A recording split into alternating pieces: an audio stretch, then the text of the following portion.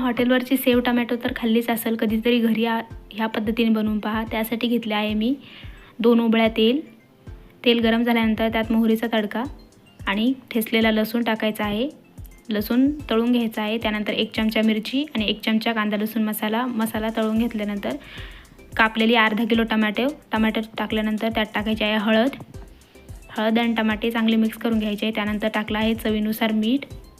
भाजीला चांगला टेस्ट यावा त्यामुळे टाकली आहे थोडीशी कोथिंबीर टाकल्यानंतर भाजी चांगली मॅश करत 1 मिनिट शिजू द्या। भाजी शिजल्यानंतर त्यात टाकली आहे 1 चमचा साखर ही टमाट्याचा आंबटपणा बॅलन्स करते। आता भाजी चांगल्या प्रकारे शिजली आहे। त्यात टाकायची आहे सेव इथे तुम्ही बारीक जाड कोणत्याही प्रकारची घेऊ शकता। मी इथे जाड घेतली आहे आणि शेव टाकल्यानंतर भाजी 1 मिनिट शिजू द्यायची आहे आणि भाजी आहे तयार। ती आवडली असेल तर व्हिडिओला लाईक करा, शेअर करा आणि चॅनलला सबस्क्राईब करायला विसरू नका।